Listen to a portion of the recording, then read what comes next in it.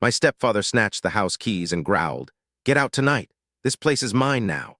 I pulled the signed property papers from my bag and snapped, "Call the police if you want. They'll be walking you out instead."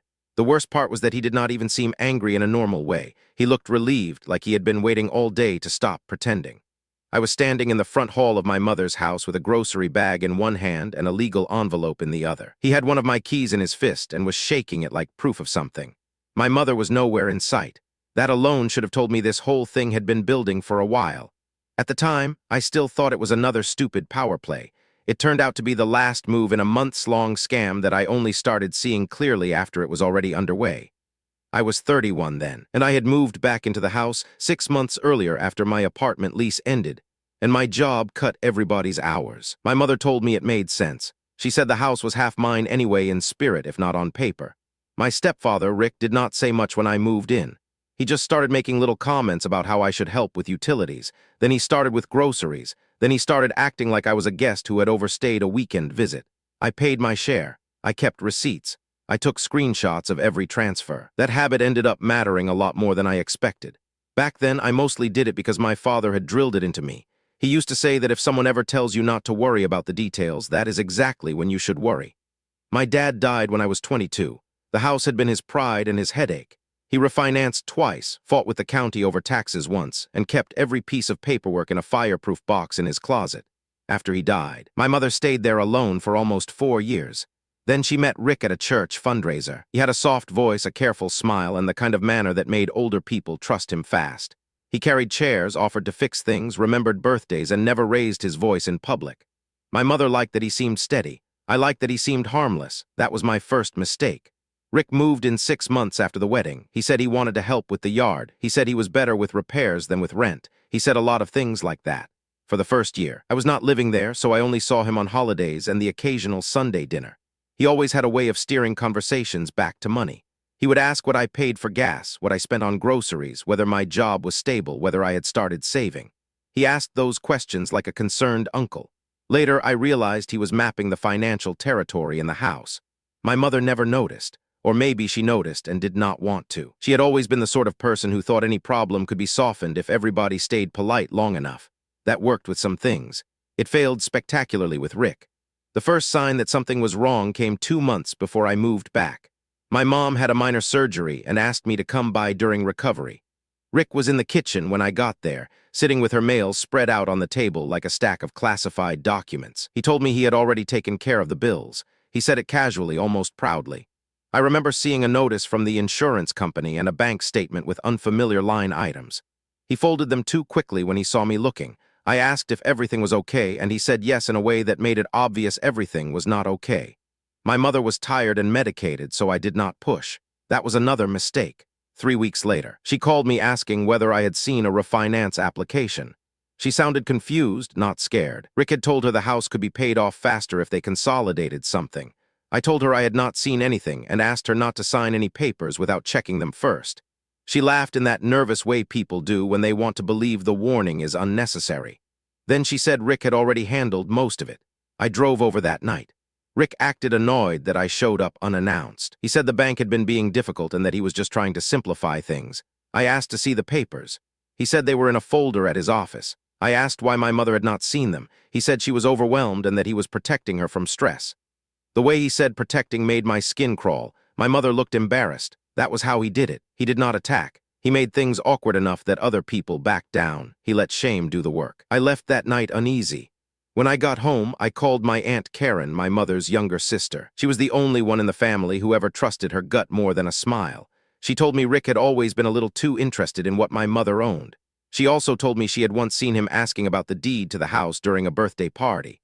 At the time, nobody thought much of it. That conversation stuck in my head. I started paying attention after that. When I moved back into the house 6 months later, I did it partly because I needed to save money and partly because I wanted eyes on everything. I told myself I was being helpful. That was true. It was also true that I had started suspecting Rick was slowly trying to control what my mother owned. I just did not yet know how far he had gone. The move itself was miserable. Rick acted like he was doing me a favor by allowing it. He cleared one of the back bedrooms with the tone of a man assigning a storage closet. He made a big deal about the fact that I would be using the smaller bathroom unless I wanted to pay more. He said it like a joke, but he was serious. I smiled and agreed because I needed time. I needed to see what he was actually doing, and honestly, I was tired from work and too broke to start a war over a hallway, so I unpacked. I bought my own shelf for the pantry. I labeled my food. I set up auto-pay for my share of utilities. I started photographing the mail that came in. That turned out to be the smartest thing I did. The first envelope that made my stomach drop was from a title company I had never heard of. It was addressed to my mother and Rick together. Inside was a request for signatures related to a homeowner insurance adjustment.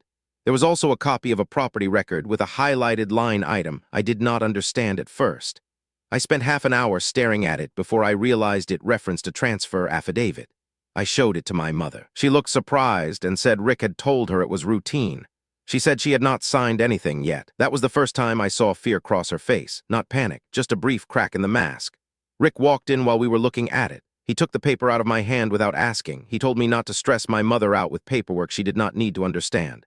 I asked him why he was receiving title company mail in the first place. He smiled and said because he handled the boring stuff. I asked him where the original deed was. He said safe. I asked where safe was. He said not my business. My mother told us both to calm down, and because she said it to both of us, Rick won the moment. He always won the moment.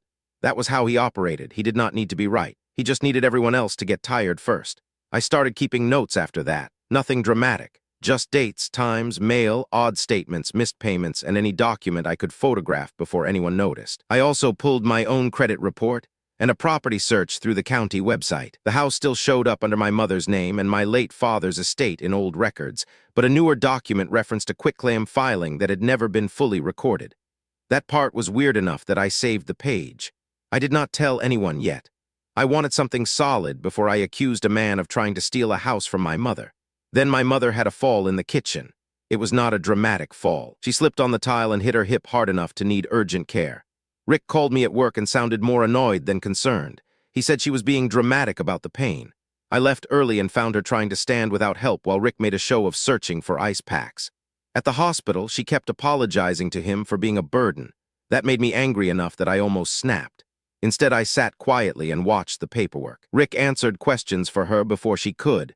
He handed over her insurance card. He signed in places he was not asked to sign. He told the intake nurse he handled all family matters. The nurse looked at me once, maybe because I was obviously her son, but I was too stunned to interrupt. When we got home, I asked my mother if she was okay with him signing anything. She said she trusted him. Then she looked away. That was the moment I realized trust was not the same thing as safety. 2 weeks later, a certified letter arrived from a local attorney. Rick got to the mailbox first. He opened it at the kitchen counter and went very still. That alone would have been enough to make me suspicious. He folded the letter twice before my mother could read it. He said it was probably junk and tried to put it in his pocket. I told him to hand it over. He refused. We stood there for a full minute in the kitchen, both of us pretending we were not about to escalate. My mother was tired of us already and asked what the letter said. Rick said it was nothing. I said then it should not matter if she read it. He glared at me, but eventually he threw it on the table. It was a demand for documentation on a property transfer that had been submitted with inconsistencies. That was the first time I had seen the word inconsistencies attached to anything involving the house. My mother started crying before she even finished reading it. She said she had signed something weeks earlier, but she did not remember exactly what. Rick immediately jumped in and said she was confused because of the medication. That part made me sit up straight. I asked which medication. He said the pain meds from the hospital. My mother said they were over the counter. He backtracked too quickly. I watched him do it and felt a cold little click in my head. He had lied, not in a grand movie villain way, in a lazy, opportunistic way. The kind of lie that only works if nobody remembers it later. I decided then that I was not going to argue with him about anything without proof. So I started getting proof. I went to the county recorder's office on my lunch break and paid for certified copies of every property document tied to the address. The clerk helped me navigate the records, and I spent almost an hour going through filings I barely understood. The more I read, the worse it got. There was an attempted transfer into a living trust that had never been finalized. There was a signature page that looked rushed. There was a notary stamp on one page, but not on another. There was also a power of attorney form that had been drafted but never properly executed. What stood out most was that my mother had only signed one page related to maintenance and account access. Nothing in the records gave Rick ownership. Nothing even gave him a clean path toward ownership. I remember sitting there in the county office feeling both relieved and sick. Relieved because the house had not quietly been taken out from under us yet. Sick because Rick had clearly been trying. The attorney listed on the certified letter turned out to be the one Rick had used for the refinance attempt. I called the office and asked for a consultation. They fit me in the following afternoon. The lawyer, a woman named Miss Patel, did not waste time. She looked through my copies and told me the same thing in different words. The filing was messy. The signatures were inconsistent. The notary issue mattered. The trust paperwork never fully transferred. As far as the county record showed, my mother still had title interest, but Rick had no ownership claim by default. He might be able to argue something if he had a separate agreement, but the paperwork I showed her did not support that. I asked what the worst-case scenario was. She said a lot depended on what my mother had actually signed and whether anyone had pressured her. That word, pressured, landed hard. I asked if I should be worried about fraud. She said I should be concerned enough to gather everything and not leave any originals around him. I bought a folder that day. Then I bought a second one. By the time I got home, I had copies of everything in a sealed envelope in my work bag. I did not tell Rick I had gone to a lawyer. I did not tell my mother either, not yet. I wanted to hear what she said when I asked her directly about the signing. I found her in the living room with the television on and the volume low. She looked worn out in a way I had not seen before. I asked her what exactly she had signed. She said a stack of papers Rick had told her were for keeping the house in the family. I asked if she had read them. She said not all of them. I asked if anyone explained them to her. She hesitated, which was all the answer I needed. She finally said Rick had told her it was just housekeeping paperwork. She said he made it sound simple. She also said she did not like how many forms there were. That was new. She had not volunteered that before. I asked her if she felt pressured. She shrugged and said she just wanted the conversations to end. That was the saddest answer I got from her during the whole mess, because that was not fear exactly. It was exhaustion, and Rick had been counting on exhaustion. I told her I had checked the records and that the house was not his. She looked startled, then worried, then guilty. She asked me if I was sure. I said yes. She sat there for a long time without speaking. Then she said she had thought he was trying to protect her from taxes and probate headaches. I did not argue. I could see she wanted to believe that. I told her I had a lawyer and that we needed to keep copies of everything. That night I slept with my bag next to my bed like an idiot guarding treasure. The next morning, Rick acted normal in a way that was almost worse than anger. He made coffee. He asked about my shift. He complained about the grocery bill. He even joked about the weather. I could tell he knew something had changed, but I did not know how much. He kept glancing at my work bag. I had left it by the door because I was leaving straight from work to Miss Patel's office again. When I got home that evening, the back door lock had been changed. Not replaced, changed. I stood there staring at it for a good 30 seconds before I realized what had happened. I knocked. Rick opened the door with the most smug expression I have ever seen on a human face. He told me he had decided to take better control of access to the property. He said it was for everyone's safety. I asked who gave him the right to change locks without telling me. He said the homeowner did. He said it with that same fake certainty he used when he was lying through his teeth. I turned to my mother, who was standing in the kitchen behind him. She looked miserable. She also looked scared of him in a way I had not wanted to acknowledge before. I asked her if she had approved it. She said Rick told her it was a good idea because of break-ins in the neighborhood. We did not have break-ins in the neighborhood. We had one porch package stolen 6 months earlier. That was it. I asked her directly if she had let him change the locks on my room or on the house in general. She started to say something and stopped. Rick cut in and told me if I did not like the arrangement, I could stay elsewhere. I asked him whether he had already filed anything with the county. He said I was being paranoid. That answer was so fast that I knew he was hiding a new layer. I went to my room and called Miss Patel from my car. She told me to keep calm, not to threaten him, and to meet her first thing the next morning. I asked if she thought he was trying to force me out. She said based on what I described, yes. She also said I should preserve every text message and photograph the changed locks. I did exactly that. I spent that evening taking close-up photos of the exterior lock, the mailbox, the paperwork on the kitchen counter, and the envelope Rick had carelessly left face down by the sink. I did not open it. I did not need to. The return address was from a different law office. That made my stomach twist. The next day at Miss Patel's office, she looked at the new photos and told me Rick had probably gotten bad advice from someone who assumed intimidation would work faster than due process. She explained that a person can bluff about ownership all they want, but bluffing does not create title. That sentence stayed in my head. Bluffing does not create title. I got a certified copy of the current record, a letter summarizing my mother's interest, and instructions on what to do if Rick tried to lock me out or interfere with my belongings. She also told me to have my mother sign a limited authorization if she wanted me to communicate with the bank directly. I brought that up to my mother that evening. Rick was in the garage. I asked her if she still wanted me involved in helping with bills and paperwork. She said yes immediately. I asked if she was willing to sign something so I could talk to the bank without him. She looked nervous but nodded. She signed the authorization right there at the kitchen table. That was the first document she signed while looking directly at it the whole way through. I almost cried from relief. I made copies. I took photos. I sent them to Miss Patel. For the first time, we had something clean. Rick noticed the next few days. He started hovering whenever mail came in. He started asking where I was going every morning. He accused me of making my mother worry. He said I was poisoning her against him. I did not respond much. That confused him more than arguing would have. He was used to people taking the bait. I had stopped feeding him. A week later, I got a text from my Aunt Karen saying she needed to talk. I called her during my lunch break. She asked me if I had seen the latest bank paperwork. I told her no. She said she had gone with my mother to the pharmacy, and my mother had quietly admitted she no longer understood which bills were set to auto-pay and which were not. Then Karen said something else that made everything click harder. She said Rick had asked her 2 months earlier whether she thought my mother would agree to sell the house and move into a smaller place. Karen had laughed at the time, thinking he was joking. Not been joking. He had been testing the room. I asked Karen if she remembered any other details. She said he had mentioned my name in a way that made it sound like I was temporary. That fit too neatly with everything else. He had always talked around me instead of to me. He had always acted like I was a problem he was waiting out. Karen told me not to tell my mother she had called unless I needed to.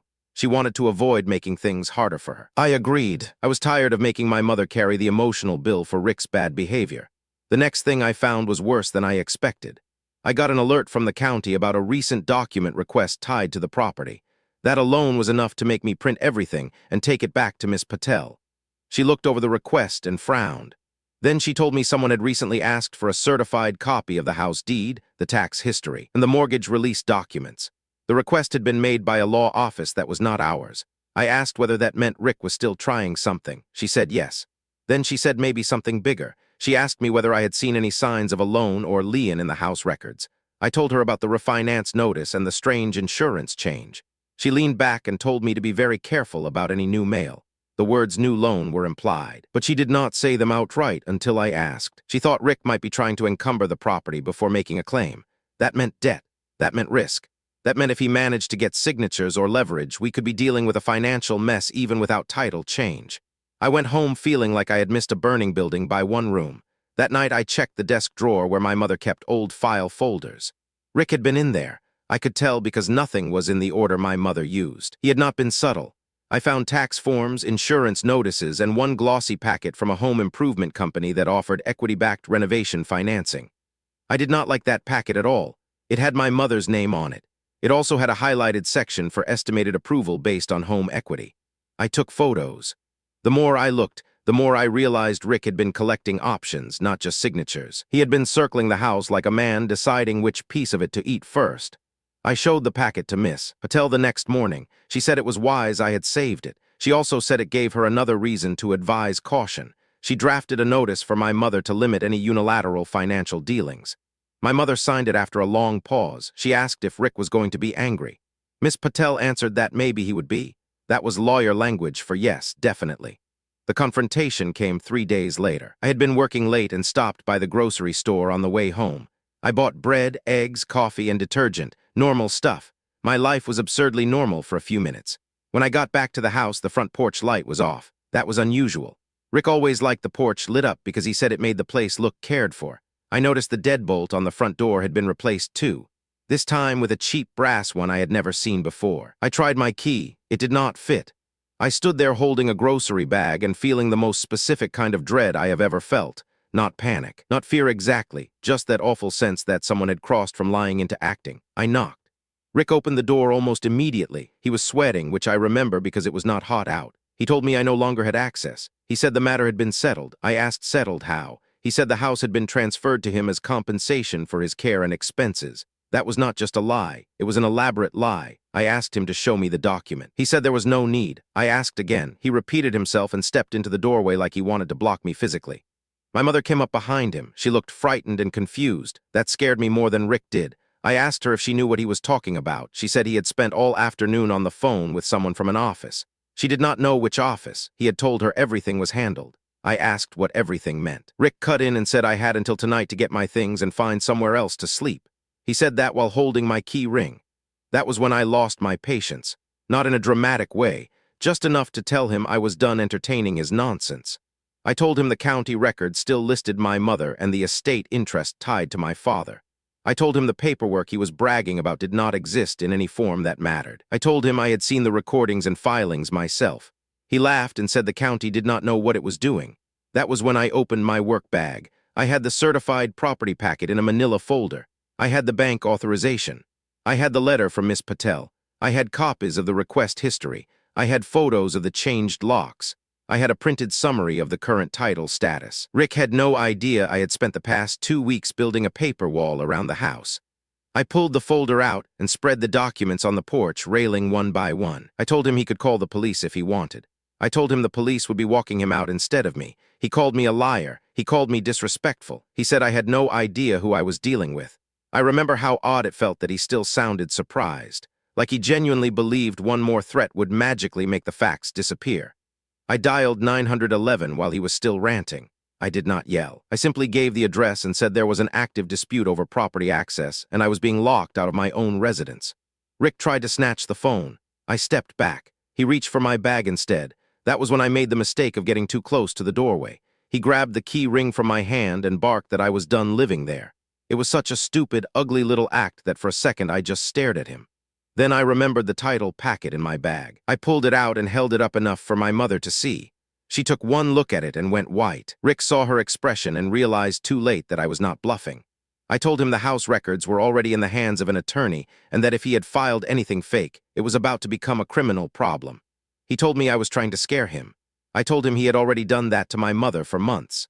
The police arrived in under 10 minutes. I do not know if Rick called them too or if neighbors heard the shouting and did it. 2 officers came up the walk, one older and one younger. I handed them the folder before Rick could start with his performance. He immediately did what manipulative people always do when the audience changes. He started acting reasonable. He said there had been misunderstandings. He said I was emotionally unstable because of family history. He said he was the homeowner and I was refusing to leave. The older officer asked for proof. Rick waved toward the house and said he had papers. I handed over the certified copies and the bank authorization. Younger officer read first. Then he read again. Then he looked at Rick with that flat, professional expression that means your lie has already collapsed. The officers asked whether the house was in his name. He hesitated too long. That was all they needed. They asked to see the deed. He said it was at his lawyer's office. They asked whether he had a legal eviction order. He said not yet. They asked whether my mother had signed anything transferring the property to him. He said yes. My mother, still standing in the doorway, said no. Her voice was quiet, but it cut through everything. She said she had signed papers she thought were for finances and tax help, not ownership transfer. Rick turned on her so fast it was disgusting. He said she was confused. She said she was not confused enough to give him the house. I had never heard her sound that steady before. I think even she surprised herself. The officers asked if she wanted him to leave. She looked at me, then at the paperwork, then at Rick. She said yes. Rick immediately tried a different angle. He said he had invested years into the home. He said he had paid for repairs. He said he had every right to stay. The older officer told him that was not the same thing as legal ownership. The younger one asked whether there were any weapons or dangerous items in the house. That question changed Rick's whole face. He had been trying to posture. Now he was being treated like a potential problem. He hated that. He said he just wanted his belongings. The officers said they could arrange a supervised return later, but tonight he needed to leave. He started arguing. The older officer stepped closer and told him to stop. Rick's shoulders dropped in a way I had never seen before, not because he lost, because he realized there were rules in the room that his tone could not bend. He tried one last time to grab the moment back by claiming I had forged the documents. That backfired instantly. The officer looked at the certification seals, the county stamps, and the title history. Then he looked at Rick and told him the records were what mattered right now. The house was not his. He needed to leave. Rick finally looked at my mother as if she was supposed to save him. She did not. That was the real end of it. The officers stayed while he packed a duffel bag with enough clothes for one night and a handful of toiletries. They made him leave the keys on the table. The younger officer watched him all the way down the front walk. I stood in the doorway with my grocery bag still on the floor near my feet. It felt unreal, not triumphant, just strangely quiet. After the patrol car left, my mother sat at the kitchen table and cried harder than I had seen since her mother died years earlier. She kept saying she had thought he was just trying to help. She kept saying she did not want the house to become a fight. I told her it already had become a fight because he made it one. She nodded, but I could tell she was still trying to understand how she had missed it. I understood that feeling more than I wanted to. People like Rick do not start with obvious cruelty.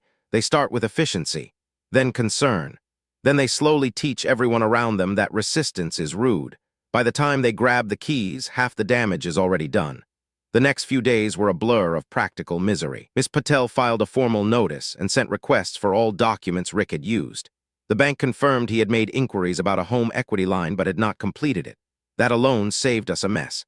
The title company admitted there had been an improperly submitted transfer packet, but said it had never been recorded as valid ownership.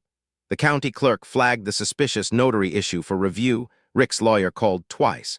The first time, he sounded confident. The second time, he sounded careful. By the third call, he was asking for copies of our documents. That was when I knew Rick had not just lost an argument. He had lost the structure he was trying to build on top of the house. He was ordered not to return without scheduling a supervised pickup of belongings. He tried to stall. He sent a message through a relative saying he would sue. Miss Patel told us to save everything, so I did. Every text, every voicemail, every email, every weird receipt, every banknote. I even kept the photo of the brass deadbolt he had installed because apparently even dumb decisions can become evidence. A week later, the police came back with him to retrieve his personal items. He looked smaller then, not physically smaller, just less convincing. He had lost the easy confidence that used to make him seem bigger than the room. He barely looked at me. My mother stood in the hallway with her arms folded tight against herself. She was not vindictive. She just looked done. Rick tried to act like a man retrieving forgotten tools from a shed. The officers supervised while he loaded boxes into his truck. He kept glancing at the papers on the counter like he still hoped one of them would turn into a loophole. None did. He left with a box of clothes, a box of kitchen stuff, and a cheap lamp he had once insisted made the den look warmer. That lamp made me irrationally happy. It felt too petty to matter, but it did. After he was gone, the house was quiet in a way that felt unfamiliar. My mother went around opening windows like she was trying to let the air remember how to move. I changed the locks properly this time. Miss Patel helped us file a trespass notice. The county later confirmed the suspicious transfer packet had been incomplete and improperly notarized. There was enough there for the attorney to recommend further review, but not enough for a clean civil claim from Rick. He had overplayed his hand. That became the pattern of the next month. Every time he thought he could force something, the paper trail made him look worse. He had sent texts to my mother insisting she had agreed to everything. She had not. He had claimed he paid for major repairs. The receipts showed he had mostly paid for minor cosmetic stuff and then tried to inflate the totals. He had said I was squatting. The utility records showed I had been paying my share, and in some months more than my share when my mother was too overwhelmed to sort things out. He had tried to present himself as the burdened caretaker. The bank history showed he had been the one asking questions about equity and refinancing. He had tried to make my mother seem forgetful. Her hospital paperwork, signed authorization, and later written statement showed she had only been confused about what he was asking her to sign, not about the fact that he was asking. Miss Patel never once sounded surprised. That was comforting and infuriating at the same time. She said she had seen this kind of thing before. Not the exact situation, just the method. People pressure an exhausted homeowner, flood them with paperwork, and then act offended when anybody asks for a full explanation. That line described Rick perfectly. The emotional part took longer. My mother was embarrassed for a while. She apologized too much. She kept saying she should have noticed earlier. I kept telling her that he was good at this. That was true. It did not erase the damage, but it mattered. Karen came over one weekend and helped us sort files. She did not say, "I told you so." She just quietly confirmed things she had suspected for years. At one point, she found an old holiday card from Rick where he had written about taking care of the family home. It looked innocent until you remembered how often he had used the word care. Everything with him was care, help, simplify, protect, manage, organize. He never said control. He did not need to. About a month later, Miss Patel called to say the other side had backed off the ownership claim entirely. They were still trying to save face on a few minor points, but the core argument had collapsed. The county record remained unchanged. The house was still not his. The attempted transfer was not enough to override the actual chain of title.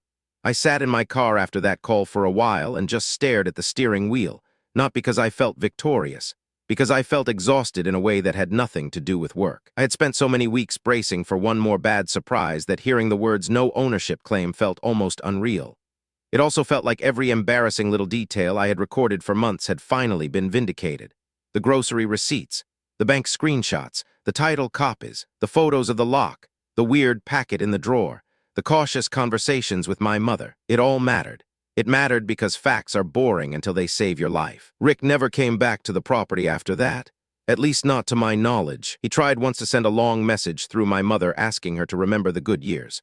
She forwarded it to me and deleted it. That was the last time she gave him any private access.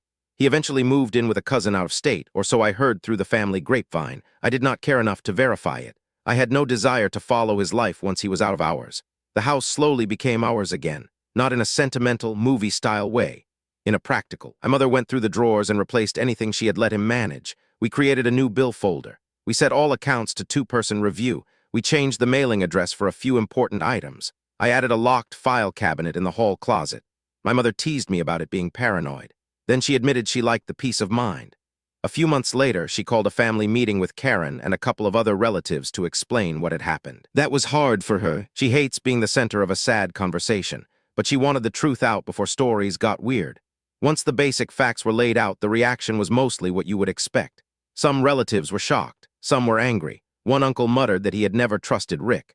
Another cousin said he always seemed too interested in property values. People do that after the fact. They line up their intuitions and act like they were obvious from day one. I let them. It was easier than arguing. What mattered more was that my mother was finally hearing people say out loud that she had been manipulated. Not dumb, not gullible, manipulated. That distinction helped her more than I expected. She started sleeping better. She started making her own appointments again. She stopped apologizing every time someone handed her a document. And she and I fell into a better rhythm than we had had in years. Not because of the crisis. Because we had finally stopped pretending Rick was just a difficult personality. He was a problem. Treating him like one made everything clearer. A few weeks after the last legal letter, I sat with my mother at the kitchen table and helped her organize the final stack of papers. That table had been the center of all the worst conversations. Bills, medical forms, ownership records, letters we did not understand at first. Now it felt almost peaceful. I found the original deed copy in the folder and laid it beside the newer certified version. Seeing them together made the whole thing feel less like a nightmare and more like a solved puzzle. Messy, ugly, but solved. My mother asked me if I ever thought I should have confronted him earlier. I told her probably. Then I admitted that I had also spent too much time trying to be fair to someone who was not being fair at all. That was the part I had to forgive myself for, not seeing everything sooner. A calm person does not become unbreakable just because he keeps his voice down. I was still angry and I had every right to be, but I was also relieved that I had not lost my temper at the critical moment. If I had yelled, if I had shoved, if I had tried to match his theatrics, I think he would have used that. Instead, I kept saving records. I kept asking for papers. I kept checking the county. I kept the lawyer informed. I kept the focus on what could be proven. That is what beat him, not a dramatic outburst, not revenge. Just a stubborn refusal to let lies become the official version. Months later, when the whole thing had settled down, my mother did something that almost made me laugh. She gave me a spare key with my name on a little plain label and told me not to lose it. It was such a small thing. But after everything with Rick, it meant a lot.